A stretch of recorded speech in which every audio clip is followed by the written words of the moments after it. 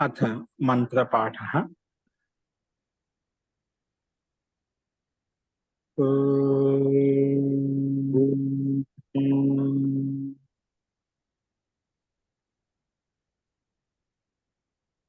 सहना भवतु सहनो भुनक्तु वीर्यं करवावहै तेजस्विनावधीतमस्तु मा विद्विषावहै।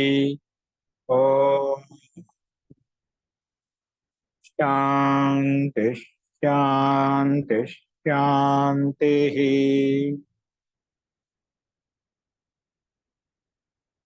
सर्वेभ्यो नमः। అందరికీ నమస్కారం అండి. మనము అష్టాధ్యాయీకరం పాఠంలో 5వ అధ్యాయంలో 4వ పాదం చూస్తున్నాము. అందులో నిన్న 80వ సూత్రం వరకు మనం చూసాము. ఇంతవరకు చెప్పిన పాఠంలో ఎవరికైనా ఏమైనా సందేహం ఉన్నాయా?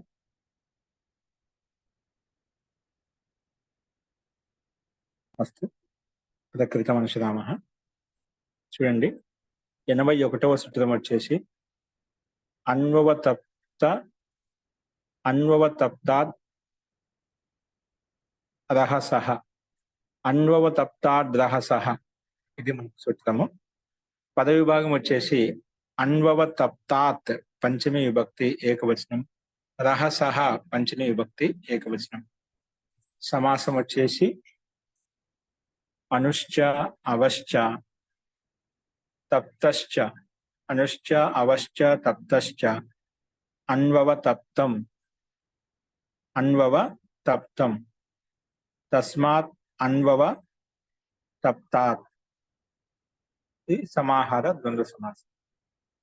అనువృత్తి వచ్చేసి అచ్ సమాసాంతాః తద్ధితాః జ్ఞా ప్రాతిపదికాత్ ప్రత్యయః పరశ్చ. ఇవన్నీ అనువృత్తి వస్తున్నాయి.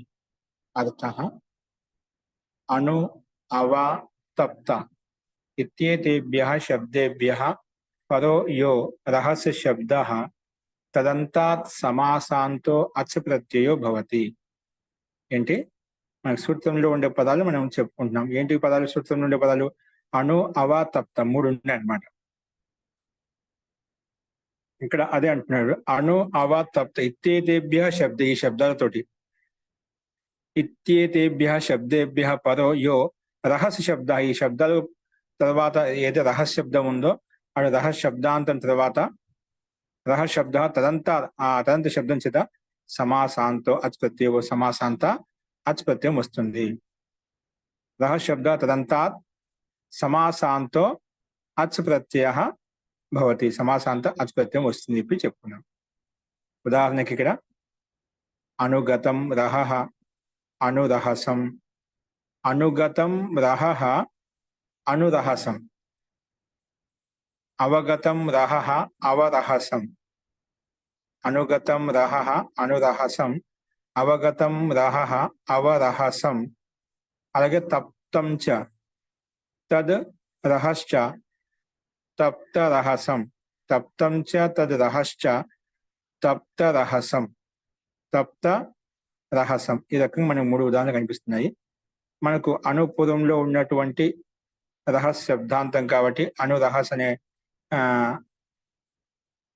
ప్రాతిపదికం చేత మన ప్రకృతి సూత్రం ప్రకారంగా సమాసాంత అచ్ ప్రత్యయం వస్తుంది. అచ్ ప్రత్యయానికి అనుబంధం లోపం చేస్తే ఆ మిగులుతుంది. అనురహస్లో అంతిమ సకారానికి ఆ కలుపుకున్నట్లయితే అనురహస. తర్వాత సు తెచ్చుకొని ఋతు విసర్గం చేసినట్లయితే అనురహసం అనే రూపం వస్తుందన్నమాట. సుస్థానంలో అమ్ము అమ్మి పూర్వ చేసుకుంటే అనురహసం అనే రూపం సిద్ధిస్తుంది. ఇక్కడ అనుకి రహస్య శబ్దానికి ఉగతి ప్రాదేయ ప్రకారంగా మనం ప్రాది సమాసం చేసుకుంటాం.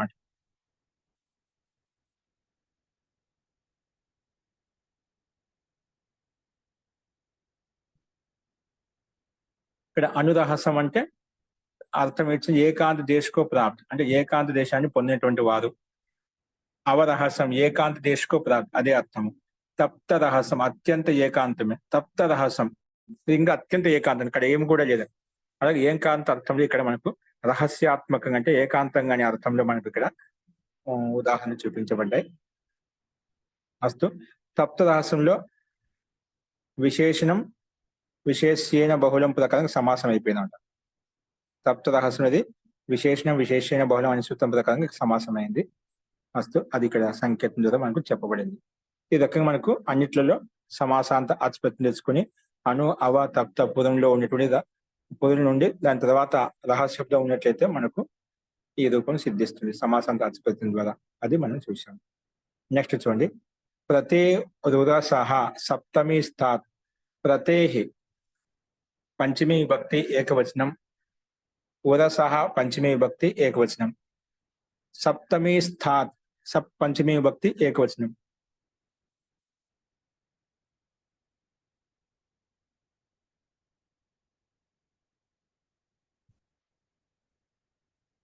ఇక్కడ మనకు ఈ రకంగా 3 పదాలు విడగొట్టుకున్నాము. ఇక్కడ సప్తమి స్థాత్ అంటే ఏమిటి? సప్తమ్యాం తిష్టతీతి సప్తమి స్థః. సప్తమిలో ఉన్నదాన్ని సప్తమి స్థః అంటాం. సప్తమ్యాం తిష్టతీతి సప్తమి స్థః. ఇక్కడ సప్తమ్యాం తిష్టతిలో సప్తమి స్థాలో సుపిస్థ ప్రకారంగా సుపిస్థ అనే సూత్రం ప్రకారం కా ప్రత్యయం వచ్చి కా ప్రత్యయం తీసుకొచ్చి కలుపుకున్నట్లయితే సప్తమి స్థః. స్థా శబ్దం స్థా ధాతు చేత కా ప్రత్యయం తెచ్చుకున్నట్లయితే సప్తమి స్థః అనే రూపం సిద్ధిస్తున్నాడు. ఏమొస్తుంది? స్థా ధాతు చేత కా ప్రత్యయం తెచ్చుకున్నట్లయితే సుపిస్థ ప్రకారంగా మనకు సప్తమి స్థః అనే రూపం సిద్ధిస్తుంది. అందుకే ఇక్కడ అనువృత్తి వచ్చేసి అచ్ సమాసాంతాః తద్ధితాః జ్ఞా ప్రాతిపదికాత్ ప్రత్యయః పరశ్చ. ఇవన్నీ అనువృత్తి వస్తున్నాయి. అర్థః ప్రతి శబ్దాత్ పరో. సూత్రాన్ని గమనించండి. ప్రతి శబ్ద సూత్రంలో మనకు ప్రతి ఉరసహ అని చెప్పామట. ప్రతేహి ప్లస్ ఉరసహ. అందుకే ప్రతి శబ్దాన్ని తర్వాత ఉన్నటువంటి అయితే ఉరస్ శబ్దం ఉందో ప్రతి శబ్దాత్ పరో యా ఉరస్ శబ్ద తదంతాత్ అచ్ ప్రత్యయో తదంతం చేత అచ్ ప్రత్యయం వస్తుంది. తదంతా అచ్ ప్రత్యయో భవతి. సమాసాంత అచ్ ప్రత్యయం వస్తుంది. సచేత్ ఉరస్ శబ్ద సప్తమిస్థో భవతి. కానీ ఆ ఉరస్ శబ్దం ఎలా ఉండాలి? సప్తమిలో స్థితమై ఉండాలట. సప్తమి స్థః సప్తమ్యాం అంటే సప్తమి విభక్తో యుక్తమై ఉండాలి. సప్తమి విభక్తో ఉన్నట్లయితే అప్పుడు ఈ సూత్రం ప్రకారంగా సమాసాంత అచ్ ప్రత్యయం వస్తుంది. అందుకే ఇక్కడ సచేత్ ఉరస్ శబ్ద, ఆ శబ్దం అనేది ఉరస్ శబ్ద సప్తమిస్థో భవతి. సప్తమ్యాం వర్తతే. సప్తమి స్థితమై ఉంటే అప్పుడు వస్తుంది అని చెప్పి చెప్పుకున్నాడు. సప్తమిస్థో భవతి సప్తమ్యాం వర్తతే అని చెప్పి చెప్పుకున్నాడు. అందుకే ఉరసి వర్తతే ప్రతి ఉరసం. ఉరసి వర్తతే ప్రతి ఉరసం. ఇక్కడ ఉరసి వర్తతే ప్రతి ఉరసం. ఇక్కడ ఏంటి? ఉరసి సప్తమ్యాం సప్తమి స్థితమై ఉన్నాడు. ఎందుకని చెప్పినాం? సచేత్ ఉరస్ శబ్ద ఎలా ఉంటే సప్తమిస్థో భవతి. సప్తమి విభక్తిలో స్థితమై ఉంటేనే దాని ఆ సందర్భంలో మాత్రం మనకు ఇక్కడ ప్రత్యయం వస్తుంది. అందుకే ఇక్కడ సప్తమి స్థాత్ ఉరస్ శబ్ద. అందుకే 2 పంచమి విభక్తులు ఉరస్ సప్తమి స్థాత్. ఉరస్ ఎలా ఉండాలి? సప్తమి విభక్తి స్థితమైనటువంటి ఉరస్ శబ్దం తీసుకోవాలి. ఇది విశేషణ భావ సంబంధం ఇక్కడ తీసుకోవాలన్నమాట. అందుకే ప్రతి శబ్దం తర్వాత ఉన్నటువంటి ఉరస్ శబ్దం ఎలా ఉండాలంటే సప్తమి విభక్తితో యుక్తమైనట్లయితే అప్పుడు అచ్ ప్రత్యయం వస్తుంది. అందుకే ప్రతి అనే తర్వాత సు ఉరస్సు ఇలాగ మనం విగ్రహవాక్యం చూసినట్లయితే అలౌకిక విగ్రహవాక్యం తర్వాత సమాసం అవుతుంది, అవిభావ సమాసం అవుతుంది. ఇక్కడ సమాసం కాగానే విభక్తి లుక్ చేసుకున్న తర్వాత ప్రతి ఉరస్ కలుపుకున్నట్లే ప్రతి ఉరస్. ప్రతి ప్లస్ ఉరస్ లో ఈ రెండింటి మధ్య ప్రతిలో ఉండే ఇకారం, ఉరస్ లో ఉండే ఉకారం, ఈ రెండింటి మధ్య ఎనాదేశం చేసుకున్నట్లయితే ప్రత్యురస్ అలా అవుతుంది. ప్రత్యురస్ తర్వాత సు తెచ్చుకుంటాము. తర్వాత ఇక్కడ ఏమొస్తుంది? ప్రత్యురస్ ప్రతి ఉరస్ కదా ఈ సమాసాంత ప్రత్యయం వస్తుంది మన ప్రకృతి సూత్రం ప్రకారం. ఎందుకంటే ప్రతి ఉరస్ ఇక్కడ సప్తమి విభక్తితో యుక్తమై ఉన్నమాట. విగ్రహవాక్యము మన ఉరసి వర్తతే ప్రత్యురసం అని చెప్పుకున్నాం. అలాగే సప్తమి విభక్తితో ఉన్నటువంటి ప్రాతిపదికం కాబట్టి మనకి ఇక్కడ దీన్ని మన విగ్రహవాక్య రూపంలో ప్రతి సు ఉరస్సు ఉరసింగి సప్తమి విభక్తులు పెట్టుకున్నామట. తర్వాత అది మనకు పూర్వంలోకి గీ తెచ్చుకున్న తర్వాత గీకి అనుబంధ లోపం చేసినట్టే గీ వెళ్ళిపోతుంది. అనుబంధ లోపం కాదు, సుప్లుక్ చేస్తే ఇప్పుడు ప్రతి ఉరస్ ఈ స్థితిలో ఈ సమస్త పదం చేత మన ప్రకృతి సూత్రం ప్రకారంగా మనకు ఆచ్ ప్రత్యయం తీసుకొని ప్రత్యురస తర్వాత సుస్థానం అమ్ము అమి పూర్వ చేసుకుంటే ప్రత్యురసం అనే రూపం సిద్ధిస్తుంది. అస్తు ఉరసి వర్తతే ప్రత్యురసం, ఉరసం ప్రతి ఉరసం. ఇక్కడ ఏంటి ఉరసం అంటే హృదయంలో వర్తమానంగా ఉన్నటువంటి అని అర్థం. ప్రత్యురసం అంటే ఏంటి హృదయంలో వర్తమానంగా ఉన్నటువంటి అని అర్థం తీసుకోవాలి. ఉరసం అంటే హృదయము, ప్రత్యురసం హృదయంలో విస్తృతంగా ఉన్నటువంటి వర్తమానంగా ఉన్నటువంటి అర్థం మనం తీసుకోవాలి. అస్తు నెక్స్ట్ వచ్చేసి అనుగవ మాయామే, అనుగవ మాయామే, ఇది మనకు సూక్తం కనిపిస్తుంది.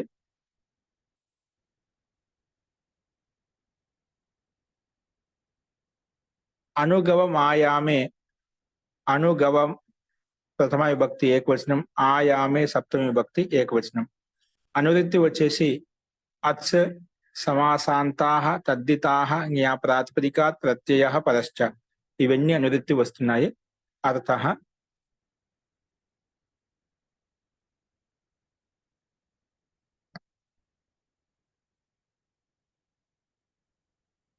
ఇక్కడ చూడండి, అనుగవం ఇది అచ్ ప్రత్యయాంతం నిపాత్యతే, అనుగవం ఇది అచ్ ప్రత్యయాంతం నిపాత్యతే, అనుగవం ఇది అచ్ ప్రత్యయాంతం నిపాత్యతే.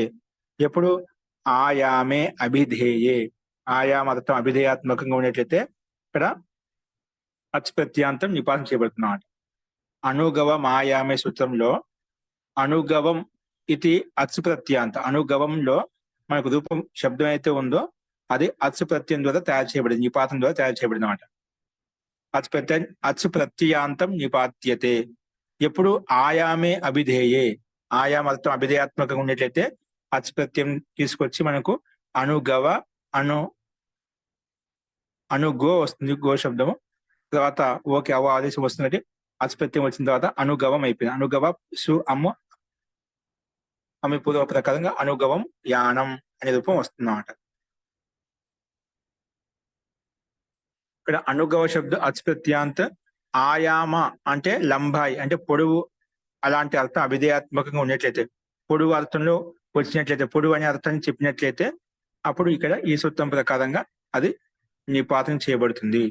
ఆయామ అర్థంలో విద్యమానంగా ఉంది కాబట్టి ఇక్కడ, ఎందుకంటే అనుగవం యానం అంటే యానం చాలా విశాలంగా ఉంది, పొడవుగా ఉంది, రైలు యానం కావచ్చు, ఏదైనా కావచ్చు, పొడవుగా ఉంది. అలాంటి పొడవు అర్థం చెప్పేటువంటి అర్థం ఉంది కదా, అనుగవం అంటే అనుసరించి ఉన్నాయి, అలాంటి అర్థం ఇక్కడ విద్యమానంగా ఉంది కాబట్టి మనకు అనుగవం అనే పదంలో మనకు అనుగవ శబ్దంలో మనకు అచ్ ప్రత్యయం ద్వారా అనుగవం అనే రూపం తయారు చేసుకుంది. అది ఇక్కడ మనకి ఇవ్వబడింది.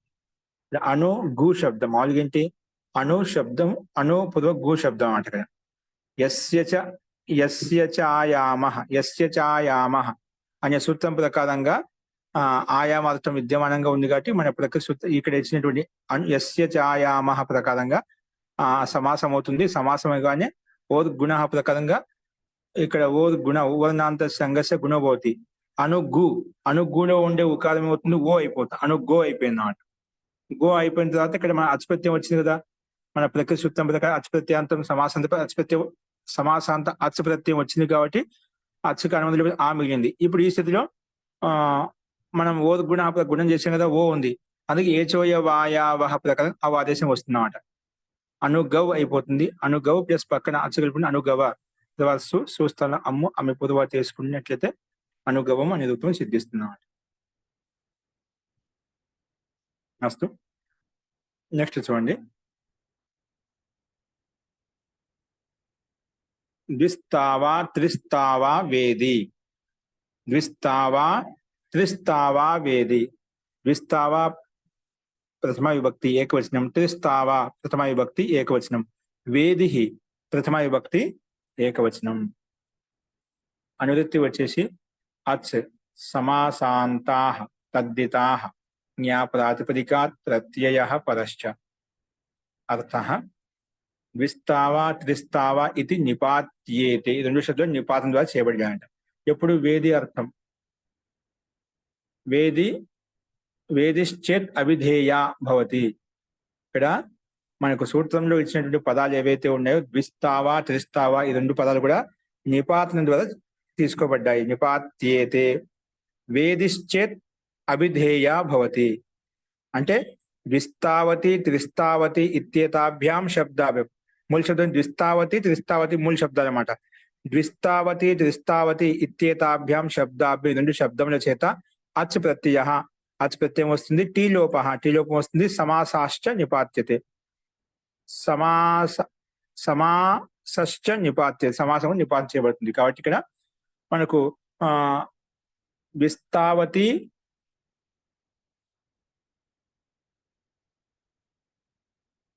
ప్రకారంగా మనకి ఇక్కడ ద్విస్తావతి నిపాత్యతే అని చెప్పినాం.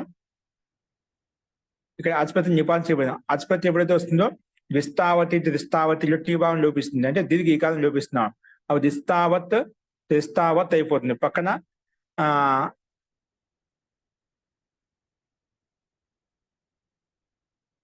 ఇక్కడ బస్సే తద్వితీయ ప్రకారంగా గీప్క నివృత్తి వచ్చేసింది.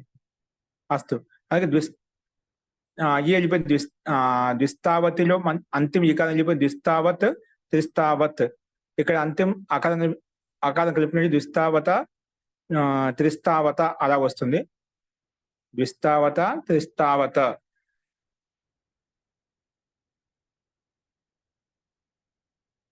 ఇప్పుడు బస్య డే ఇక్కడ టీ లోపం కూడా చెప్పుకున్నాం కదా. టీ లోపం ఏమవుతుందంటే మనకు ఈ కాలం వెళ్ళిపోయింది. ద్విస్తావ్ అయిపోయింది, ద్విస్తావత్ త్రిస్తావత్ అయిపోయింది. ఈ స్థితిలో ఆస్పత్రి కోసం ద్విస్తావత త్రిస్తావత పూర్తిగా రూపం వస్తుంది మనకు. తర్వాత మనకు ఇక్కడ ఈ ప్రాప్తం నిషేధించబడింది కదా, మనకు దీర్ఘం రాలేదు. అందుకే ద్విస్తావ త్రిస్తావ.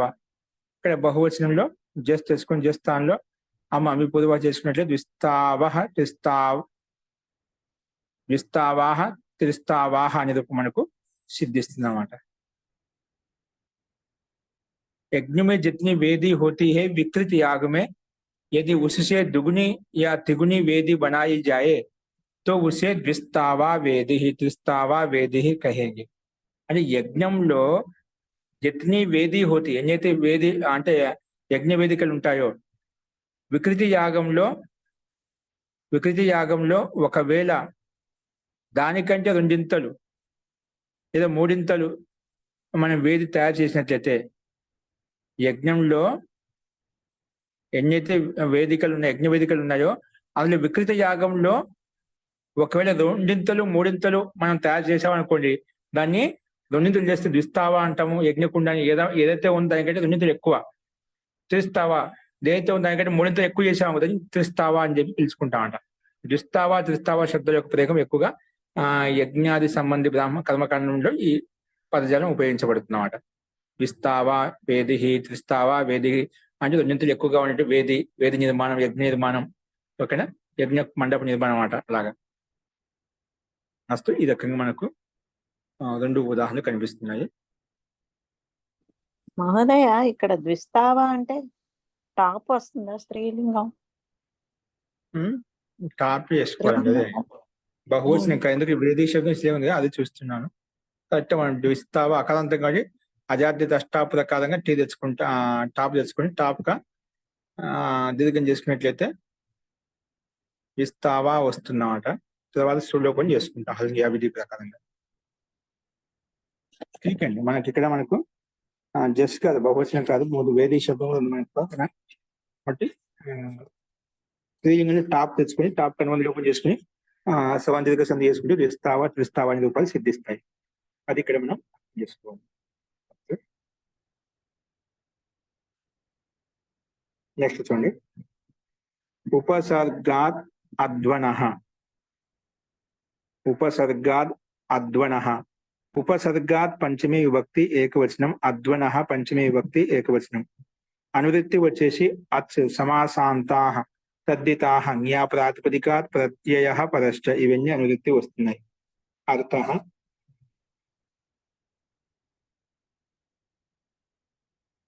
చూడండి, అచ్ సమాసాంతః తదితాః జ్ఞా ప్రాతిపదికాత్ ప్రత్యయ పరశ్చ, ఇవన్నీ సామాన్యంగా వస్తున్నామంట. సూత్రాన్ని ఉపసర్గాత్ అధ్వనః అని చెప్పి రెండు పదాలు విడగొట్టుకున్నాము. సూత్రాన్ని గమనించండి. ఇప్పుడు ఉపసర్గాత్ ఏంటి? ఉపసర్గాత్ పరో అధ్వన్ శబ్ద. ఉపసర్గం తర్వాత ఉన్నటువంటి ఏదో అధ్వన్ శబ్దం ఉందో, ఉపసర్గం తర్వాత ఏదో అధ్వన్ శబ్దం ఉందో, ఉపసర్గాత్ పరో అధ్వన్ శబ్ద తదంతాత్ అచ్ ప్రత్యయో భవతి. తదంతం చేత అచ్ ప్రత్యయం వస్తుంది.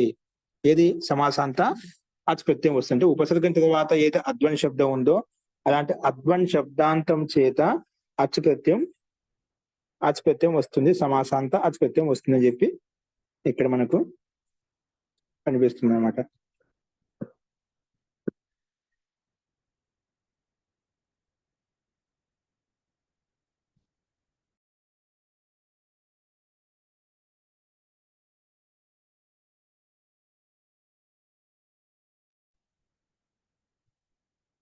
అందుకే ఉదాహరణ కూడా ప్రగతో అధ్వానం ప్రాధ్వోస్థ ప్రాధ్వోరత ప్రాధ్వం శకటం నిరధ్వం ప్రత్యధ్వం అనే రూపాలు మనకి ఇక్కడ కనిపిస్తుంది అన్నమాట.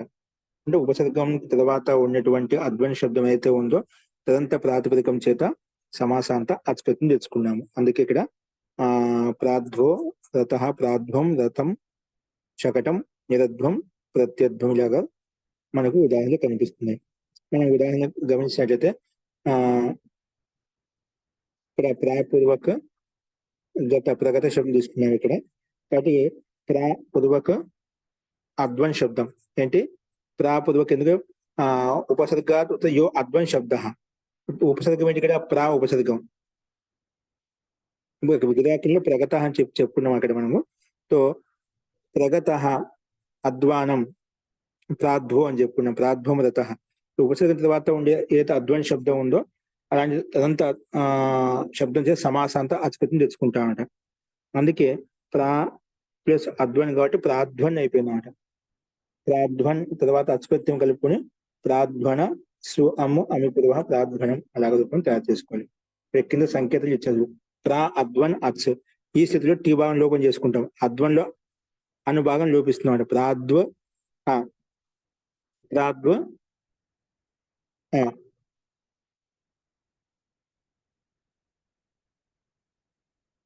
ఎందుకంటే ప్రా ప్లస్ అధ్వ ప్రా ఉపసర్గ తర్వాత అధ్వన్ శబ్దానికి అధ్వ వచ్చిందన్నమాట. ప్రాధ్వ అలా వచ్చిందన్నమాట. ప్రా ప్లస్ అధ్వ ప్రాధ్వ సంధి చేస్తే ప్రాధ్వ. అందుకే పక్కన రథ శబ్దం కూడా ఉన్నటువంటి ప్రాధ్వో రథ.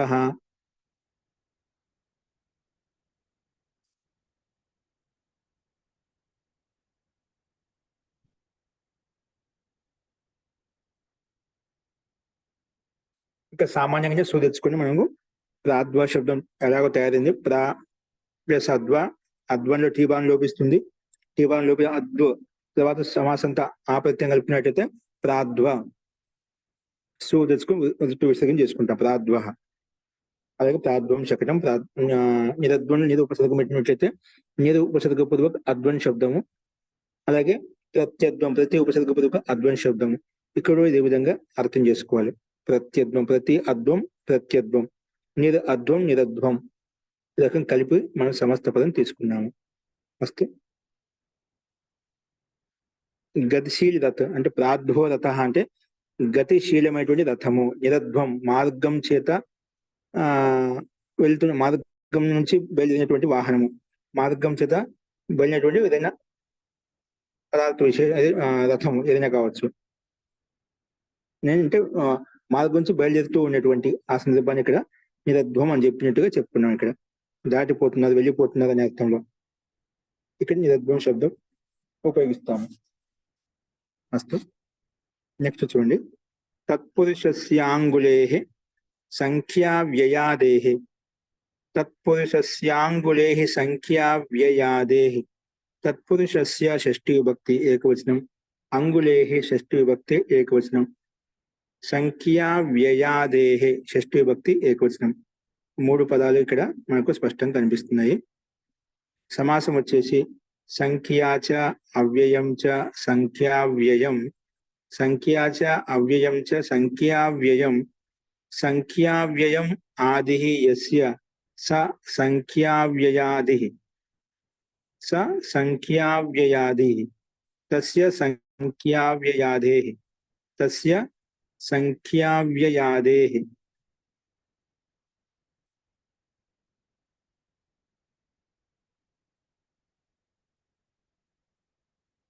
అస్తు. సో ఇక్కడ మనకు సమాసం స్థపదైతే ఉందని విగ్రహ వాక్య రూపాన్ని మనం చూసాము. సంఖ్యాచ అవ్యయం చ సంఖ్యావ్యయం సంఖ్యావ్యయం ఆదిలో ఉన్న ఏ శబ్దానికి సంఖ్యావ్యయాది అని చెప్పిన తస్య సంఖ్యావ్యయాదే ఇది ద్వంద్వగర్భ బహువది సమాసం. అస్తు అనువృత్తి వచ్చేసి అక్ష సమాసాంతాః తద్దితాః యా ప్రాతిపదికాత్ ప్రత్యయః పరశ్చ ఇవన్నీ అనువృత్తి వస్తున్నాయి. అర్థః సంఖ్యావ్యయాదేః అంగుళిః శబ్దాంతాత్ అంగుళిః శబ్దాంతస్య తత్పురుషస్య అచ్ ప్రత్యయో భవతి సమాసాంతః. సంఖ్యావ్యయాదేః అంగుళిః శబ్దాంతః సంఖ్యావ్యయాదేః అంగుళిః సంఖ్యా అవ్యయాదే మనకేంటి సంఖ్య తత అవ్యయ శబ్దాలు కదా, ఇవి ఆదిలో సంఖ్యావ్యయాదే ఆది అంటే సంఖ్యా శబ్దం కానీ అవ్యయ ఆదిలో ఉండాలి. సంఖ్యావ్యయ అవ్యయాది అంగుళి శబ్ద ఇవి ఆదిలో ఉన్నటువంటి అంగుళి శబ్దం. అంగుళి శబ్ద తదంతస్య తత్పురుషస్య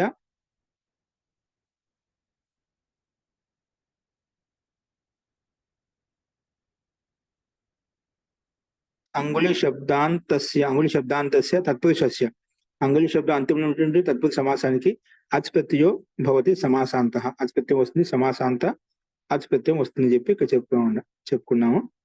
మరి సంఖ్య అవ్యయ శబ్దాలు ఆదిలో ఉన్నటువంటి అంగుళి శబ్దం చేత అంగుళి శబ్దాంత ప్రాతిపదికం చేత మనకు తత్పురుషానికి అంతిమంలో మనకు తదంత ప్రత్యయం అంటే సమాసాంత ప్రత్యయం తెచ్చుకున్నాము.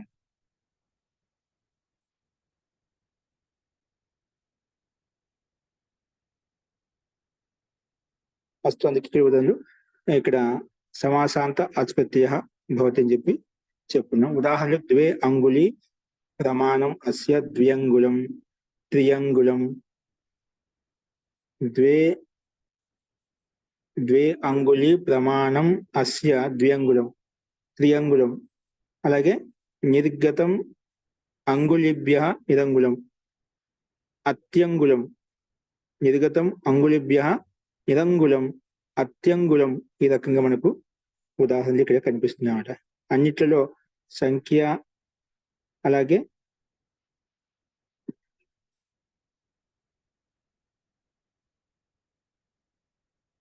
అవ్యయ శబ్ద ఆదిలో ఉన్నటువంటి అంగుళి శబ్దాంతం కాబట్టి అన్నిట్లో నిర్గత అంగుళిభ్య అని చెప్పుకున్నాం. ఇక్కడ త్రియంగుళం ఉంది, ద్వ్యంగుళం ఉంది, నిరంగుళం ఉంది, అన్నిట్లో అంగుళి శబ్దం ఉంది కాబట్టి ఇక్కడ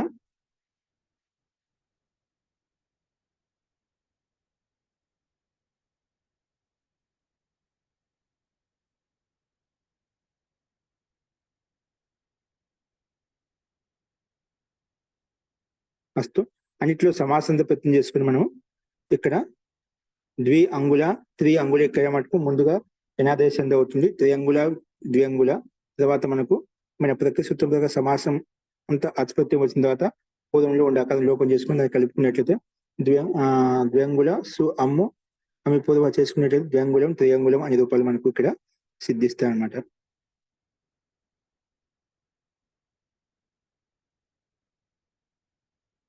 అస్తు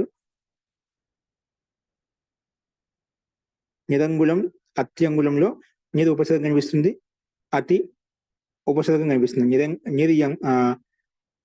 నిరంగుళం అత్యంగుళం అని చెప్పి మనకు రెండు ఉదాహరణలు అవ్యయాన్ని కూడా చూపించదు అనమాట. అస్తు రూపసిద్ధి సామాన్యంగా తెచ్చుకొని మనం విసర్గాలు చేసుకుని అమ్మ పూర్వ చేసుకునే విశేషం అనమాట. అతో దీర్ఘో ఇక్కడ కాదు. అస్తు ఇప్పుడు మొత్తానికి ద్వ్యంగుళం త్రియంగుళం రూపాలు మనం చూసాము. అస్తు ఇందులో సందేహం ఉందా? అస్తు కేవలం సంఖ్య అవ్యాధిలో ఉన్నటువంటి అంగుళి శబ్దాంతం చేత తత్వ సమాసం అత్పత్తి చేసుకుని మన రూపం తయారు చేసుకున్నాం. నెక్స్ట్ చూడండి. అహహ సర్వైక దేశ సంఖ్యాత పుణ్యాచ రాత్రేః. అహహ సర్వైక దేశ సంఖ్యాత పుణ్యాచ రాత్రేః. అహహ సర్వైక దేశ సంఖ్యాత పుణ్యాచ ఇదంతా కలిసి పుణ్యాత్. ఇది పంచమీ విభక్తి ఏకవచనం చెప్పాం. చ అవ్యయపదం, రాత్రే పంచమీ విభక్తి ఏకవచనం. సమాసం వచ్చేసి అహశ్చ, సర్వశ్చ,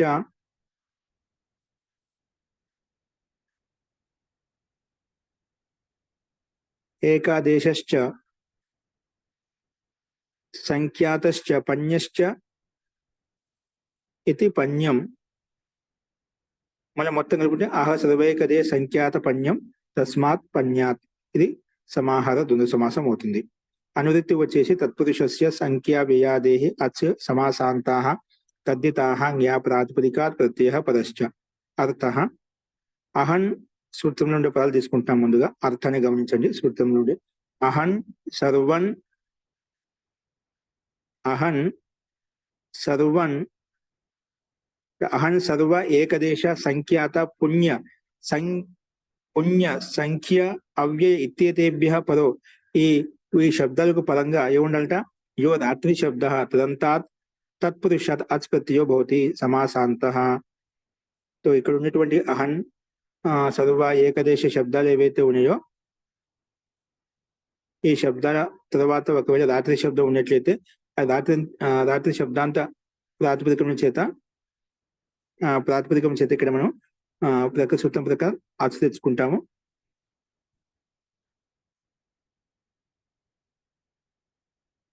తో ఆచుప్రత్యయాన్ని ఉపయోగించి మనం ఇక్కడ రూపాలు మనకు కనిపిస్తున్నాయి అన్నమాట. అహశ్చ రాత్రిశ్చ అహోరాత్రః సర్వరాత్రః ఏకదేశే పూర్వం రాత్రి పూర్వరాత్రః అపరరాత్రః సంఖ్యాతరాత్రి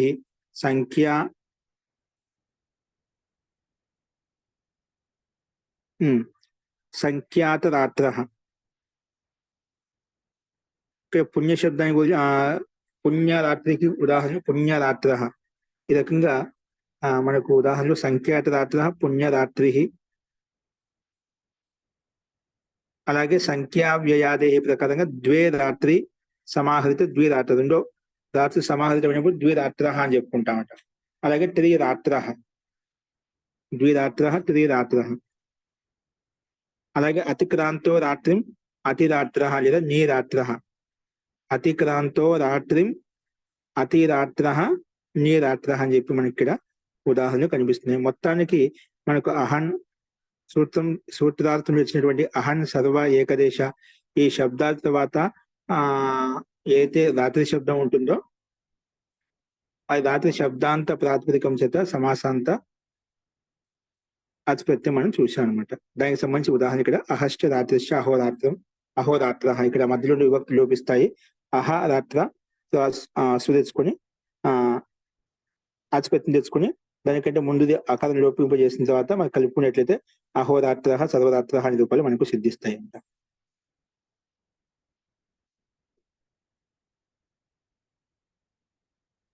అస్తు. ఇక్కడ అన్నింటిలో కామన్గానే ఉంది రూపసిద్ధి మనకు. ముఖ్యంగా మనకి ఏంటంటే ఈ శబ్దాల తర్వాత రాత్రి శబ్దం ఉండాలి. అందుకే అన్నింటిలో మనకు తెలిసిన రాత్రి శబ్దం కనిపిస్తున్నాం. పుణ్యరాత్ర, త్రిరాత్ర, ఇవన్నీ కూడా మనం ఉదాహరణగా చూస్తున్నాము. అహన్ ఔర్ రాత్రి కా యహ ద్వంద్వ సమాసి అవిష్టే. అహన్ శబ్దానికి రాత్రి శబ్దానికి ద్వంద్వ సమాసం ఇష్టం అనమాట. నాకే తత్పురుష సమాసం ఇక్కడ సంబంధం లేదు. ఎందుకంటే ఏకదేశ శబ్ద సే सूत्र में ఏకదేశవాచి శబ్ద లియా హై. ఏకదేశ శబ్దం చేత సూత్రంలో ఏకదేశవాచి శబ్దం తీసుకోబడింది అనమాట. ఏకదేశ అనే శబ్దం చేత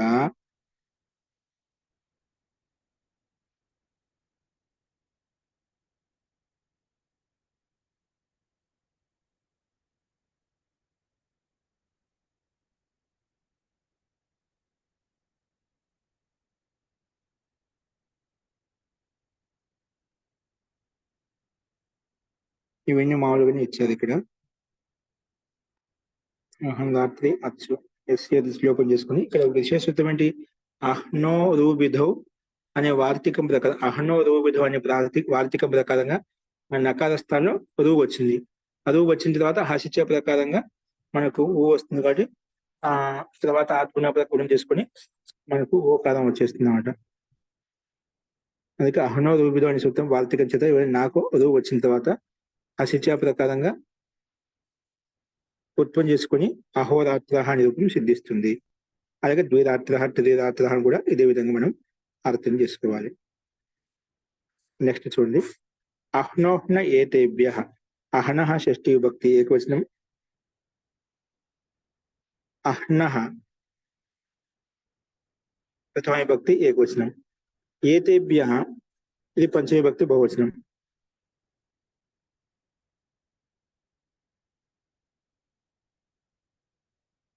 अस्तु, अनुवृत्तिवचने तत्पुरुषः सख्याव्ययादेः समासान्तः तद्धिताः జ్ఞాప్రాతిపదికాత్ ప్రత్యయः పదశ్చ. ఇవన్నీ అనువృత్తి వస్తున్నాయి. అర్థः ఏతేభ్యः సంఖ్యావ్యయేభ్యः సంఖ్య అవ్యయేభ్యः సర్వాదిభ్యశ్చ. ఏతేభ్యः సంఖ్య అవ్యయేభ్యः సంఖ్యాది అవ్యాలు ఏవైతే ఉన్నాయో అలాగే సర్వాదిభ్యశ్చ. సర్వాదిభ్యశ్చ అంటే సర్వాది గణంలో ఉండే శబ్దాలు ఏవైతే ఉన్నాయో ఆ శబ్దాల తర్వాత ఏముండాలంట, ఉత్తరస్య అహన్ ఇత్యేతస్య సమాసాంతో అహ్న ఇత్యయం ఆదేశో భవతి తత్పురుషే సమాసే. ఇక్కడ ఏతేభ్య సంఖ్య అవ్యయేభ్య, ఇక్కడ సంఖ్య అవ్యవ ప్రాతిపదికలు ఏవైతే ఉన్నాయో అలాగే సర్వాదిభ్యశ్చ ఉత్తరస్య అహన్ ఇత్యేతస్య సమాసాంతో అహ్న ఇత్యం ఆదేశం, అహ్న ఆదేశం వస్తుందన్నమాట తత్పురుష సమాసంలో. అందుకే ద్వయోః అహ్నోర్భవః మనకు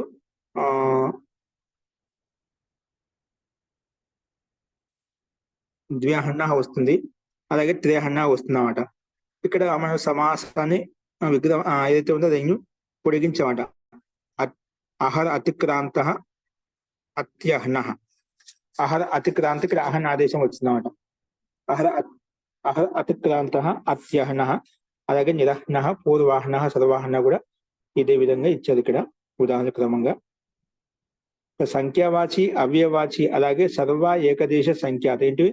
సర్వ ఏకదేశ సంఖ్యాత. మూడు ఉదాహరణలు ఇక్కడ మనకు ముఖ్యంగా. ఇక్కడేమో ఏతేభ్యః చేత పూర్వోక్త సంఖ్యావ్యయాదేహి తథా అహః సర్వైకదేశ సంఖ్యాత పుణ్యాచ గ్రహణం చేసుకోవాలి ఇక్కడ.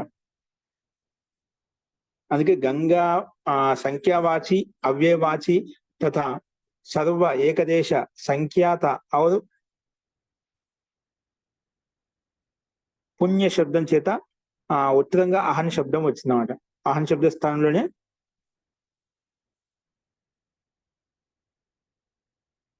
సమాసాంత అహన ఆదేశం కూడా మనకు కనిపిస్తుంది అన్నమాట. కాబట్టి మొత్తానికి సామర్థ్యం చేత అహన్ శబ్దాన్ని,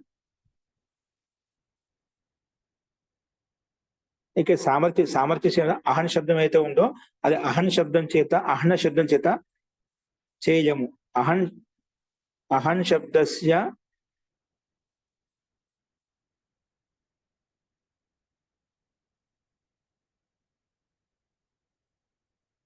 ఇక్కడ అహన్ శబ్దం చూడు, सामर्थ्यम चेता अहन शब्द का अहन शब्द से उत्तर नहीं हो सकता क्योंकि ये दोनों शब्द ही दिन अर्थ के वाचक है। अतः अहन से उत्तर अहन का उदाहरण नहीं बन सकता.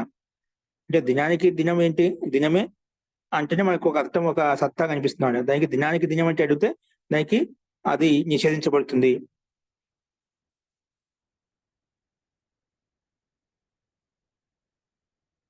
కాబట్టి అందుకే ఇక్కడ అతః ఉస్కా ఉదాహరణ भी नहीं बन सकता, అందుకే వాడికి ఉదాహరణ కూడా ఇక్కడ ఇవ్వలేదు. ఆ విషయాన్ని ఇక్కడ మనకు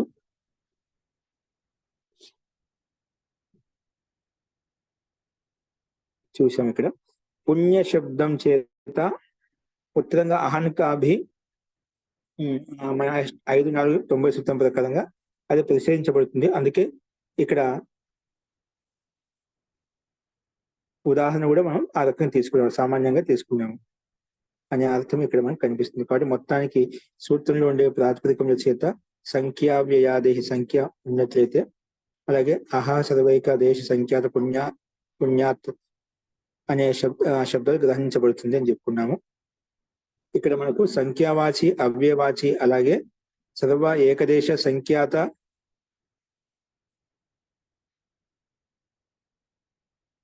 అది పుణ్య శబ్దం చేత మనకు ఉత్తరంలో అహన శబ్దము స్థానంలో సమాసాంత అహన ఆదేశం చేసుకున్నాం, అది విశేషం.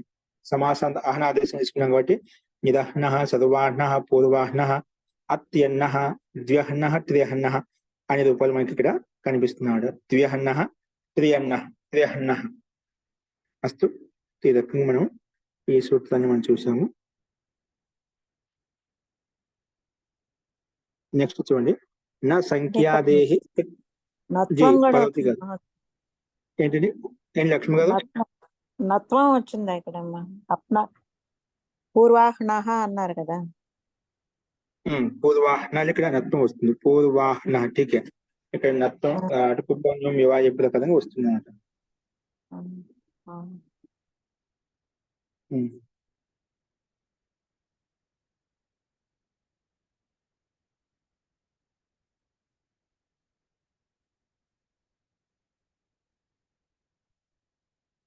అస్తు, ఇంకో చూడండి, न संख्यादेः समाहारे न अव्ययपदम संख्यादेः షష్ఠీ విభక్తి ఏకవచనం సమాహారే సప్తమి విభక్తి ఏకవచనం. సమాసం వచ్చే సంఖ్య ఆది యస్య స సంఖ్యాదేః తస్య సంఖ్యాదేః ఇది బహువ్రీహి సమాసము. అనువృత్తి వచ్చేసి అహ్నోహ్నః తత్పురుషస్య సమాసాంతాః తద్దిత్తాః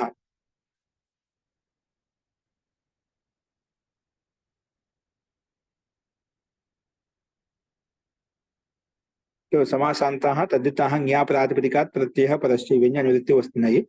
అర్థ, ఇక సూత్రం నుండి పదాలను అనువృత్తి పదం తీసుకుని అర్థం చెప్పుకుంటున్నాము. ఇక్కడ ఏమంటున్నారంటే, ఇక్కడ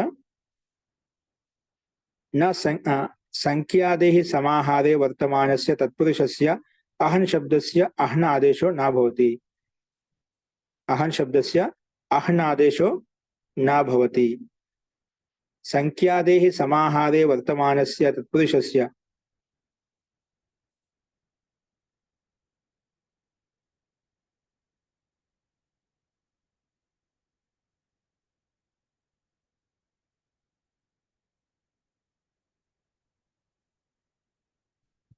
తత్పురుష అహన్ శబ్దస్య అహన్ ఆదేశం నా భవతి. ఇక్కడ అహన్ స్థానంలో అహన్ ఆదేశం రాలేదు. పూర్వమైన ప్రాప్త ప్రతిషిద్ధి, ఈ సూత్రం అక్కడ ప్రాప్తమవుతుంది నిషేధిస్తుంది. అస్తు, అందుకే ఇక్కడ మనకు ఉదాహరణలు కూడా అదే విధంగా ఇచ్చారు. ద్వే అహని సమాహృతే ద్వ్యః, త్రి అహని త్రయః అహని సమాహృతే త్రయః, ఇలాగా మనకు ఉదాహరణలు కనిపిస్తున్నాయి అన్నమాట.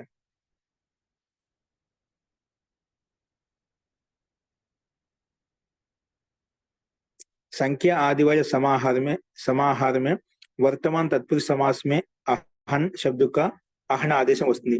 ఇక్కడ అహన్ శబ్ద స్థానంలో అహన్ ఆదేశం వస్తుంది. అహన్ శబ్ద స్థానంలో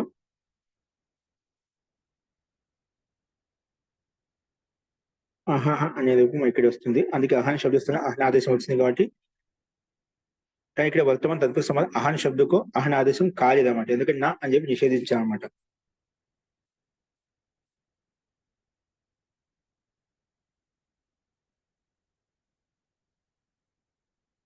అస్తు, అందుకే ఇక్కడ మనకు ద్వే అహని సమాధితే ద్వ్యః, ద్వి అహన్ ద్వ్యహన్ అయిపోతుంది. సంధి చేస్తే ద్వ్యహన్ తర్వాత స్తూ తెచ్చుకొని కృదంతం కాబట్టి ద్వ్యః అయిపోతుంది. ద్వే అహన్ ద్వ్యహన్ అయిపోయింది.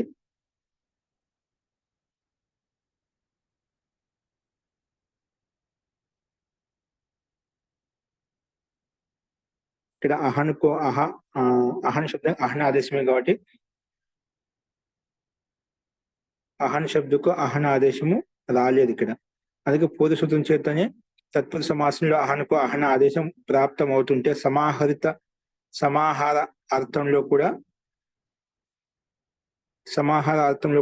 అంటే సమాహారంలో ఉన్నట్టు వర్తమాన పురుషులో కూడా ఇక్కడ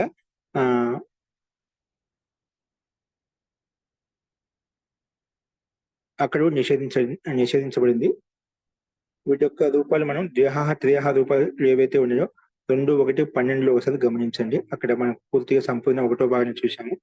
అస్తు, మొత్తానికి ఇక్కడ సంఖ్యాదేహి సమాహారే వర్తమానస్య తత్పురుషస్య అహన్ శబ్దస్య అహన్ ఆదేశో నా భవతి అని చెప్పి నిషేధించుకున్నామట.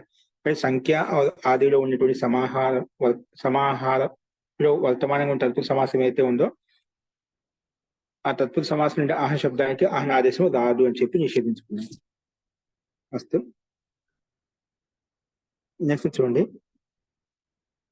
ఉత్తమైకాభ్యాం చ ఉత్తమైకాభ్యాం పంచమీ భక్తి ద్వివచనం చ అవ్యపదం.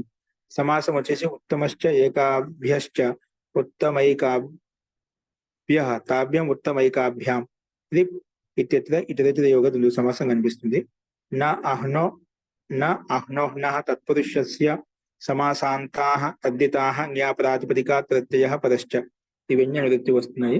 అర్థః ఉత్తమ ఏక ఇత్యేతాభ్యాం పరస్య అహన్ శబ్దస్య అహ్నాదేశు నాభవతి. ఇక్కడ నిషేధించుకున్నామట. ఉత్తమ ఏక ఈ రెండు శబ్దాలకు పరంగా ఒకవేళ అహన్ శబ్దం ఉన్నట్లయితే ఆ అహన్ శబ్దానికి అహ్న ఆదేశము రాదు. తత్పురుషే సమాసే తత్పురుష సమాసన మాత్రమే ఈ నియమం వర్తిస్తున్నమాట. ఎక్కడైనా కానీ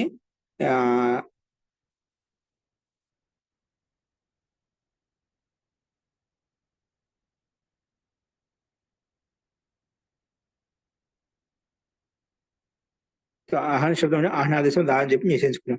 అదే తత్పురుష సమాసంలో మాత్రం వర్తిస్తుంది, మిగిలిన సమాసం రాదు.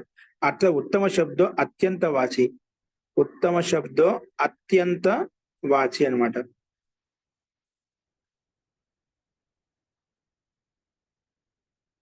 ఇక్కడ అత్యంత వాచి, అందుకే ఇక్కడ అట్లా ఉత్తమ శబ్దం అత్యంత వాచి. ప్రకృతం పుణ్య శబ్దం ఆచష్ట. ప్రకృతం అంటే పుణ్య శబ్దాన్ని ఇక్కడ ఉల్లేఖిస్తున్నమాట. అందుకే ఉదాహరణ పుణ్యం అహహ పుణ్యాహ, ఏకం అహహ ఏకాహ. పుణ్యం అహహ పుణ్యాహ, ఏకం అహహ ఏకాహ.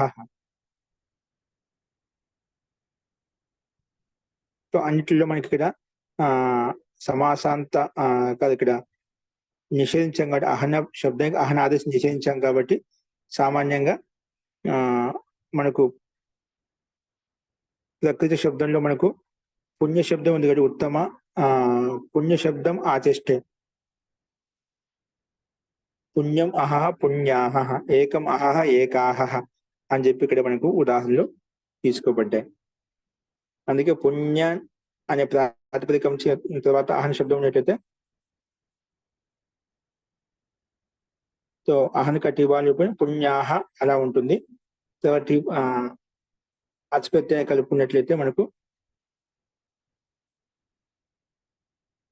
పుణ్యాహ అనే రూపం సిద్ధిస్తున్నాడు. అలాగే ఏకాహ రూపాన్ని కూడా ఇదే విధంగా అర్థం చేసుకోవాలి. ఇక్కడ విశేషం వచ్చి అంటే విశేషం అంటే ఉత్తమ ఏక శబ్దాలతోటి కూడా తత్పురుష సమాసంలో అహన శబ్దాన్ని అహనాదేశం రాదు.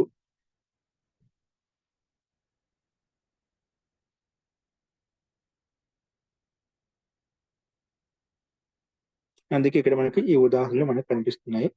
మహోదయ ఇక్కడ టచ్ ప్రత్యయం వస్తుందని వస్తుంది. అహ సర్వైక పుణ్యాచ రాత్రేహి అనే సూత్రం ప్రకారం పుణ్య శబ్దం చేత అంతం పుణ్య శబ్द अंत में आता है. पुण्य शब्द अंतिमలో వస్తుందంట. उत्तम शब्दం చేత पुण्य शब्द का ही निर्देश है. उत्तम शब्दం చేత पुण्य शब्दों का ही निर्देश है. पाणिनि जी ने वैचित्र्य उत्पन्न करने के लिए साफ साफ पुण्य शब्द ना रखकर ఏంటి ఇక్కడ వైచిత్రత చూపించడం కొరకు డైరెక్ట్ గా ఏం చేశాడు, పుణ్య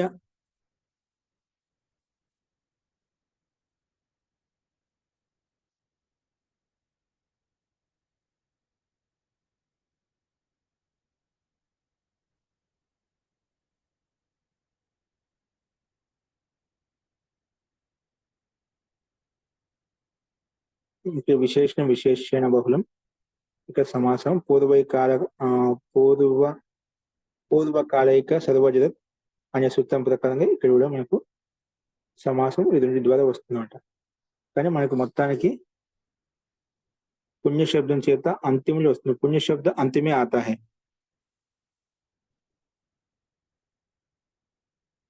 అందుకే ఉత్తమ శబ్దం చేత పుణ్య శబ్దానికి నిర్దేశించబడి ఉత్తమ శబ్దం చేత పుణ్య శబ్దం గ్రహించబడింది.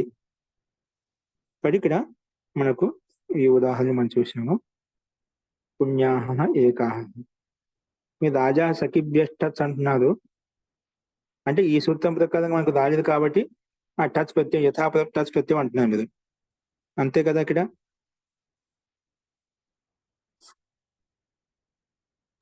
అవును మహోదయ. ఉమ్. ఓకే అండి, అస్తు. మిగిలిన సూత్రాలు రేపు చూద్దాంలేండి. మహోదయ, ఉమ్. ఏకాహ అంటే ఒక పగలు అనే, ఒక దినము, ఏకాహ ఒక దినము. అంటే ఏకం అహహ అహోరాత్రులు అంటే అహ అంటే పగలు అని వస్తుంది కదా, రాత్రి వేరే కదా. అహోరాత్రులు కష్టపడుతున్నా అంట కదా. అవును, అప్పుడు అహో రాత్రి పగలని రెండు చెప్తున్నాం, రెండు వాడుతున్నాం కదా అక్కడ. ఇక్కడ ఒక అహా శబ్దం ఒకటే వాడుతున్నారు.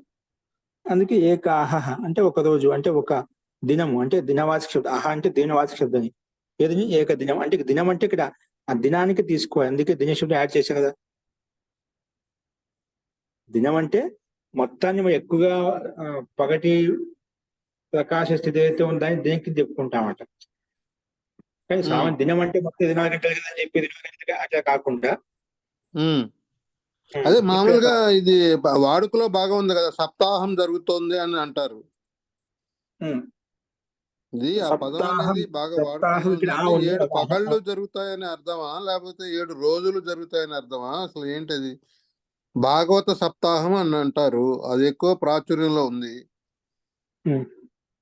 ఇది సప్త అది దినములు. సప్త దినములు అనేది తీసుకోవాలి. అంటే ఇక్కడ అహన్ అంటే పగలు అనేది తీసుకోకూడదు. ఇంకా అహన్ అంటే దినవాచక శబ్దం అండి, అది అర్థం తీసుకోండి. మనం అహన్ అంటే పగలు, కరెక్టే, పగలు దినవాచకాన్ని సంకేతిస్తున్నామట. అంటే ఎందుకంటే నువ్వు చెప్పిన సప్తాహ భావ సప్త అని పగలే తీసుకుని రాత్రిని తీసుకోం కదా అన్నట్టుగా మనకు సప్త దినవాచక శబ్దాన్ని పోలిస్తుంది. అక్కడ తాత్పర్య పగడినే తీసుకోవాలి. అంటే దానికి మీరు పూర్ణంగా తీసుకోకుండా అక్కడ పగలనే తీసుకోవాలి, పగలనే తీసుకోవాలి, ప్రకాశయుక్తమైన స్థితిని తీసుకోవాలి. అదే అందుకే సందేహం. అర్థమైంది. ఓకే అండి, అస్తు. మిగతా రేపు చూద్దాం. శాంతి పాఠ.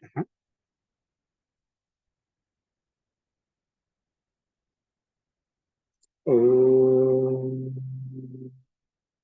సర్వే భవంతు సుఖినః, సర్వే సంతు నిరామయాః, సర్వే భద్రాణి పశ్యంతు, మా కశ్చిత్ దుఃఖభాగ్ భవేత్.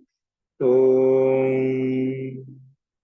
శాంతి శాంతి శాంతిః. సర్వేభ్యో నమః. అందరికీ నమస్కారం అండి. నమస్తే.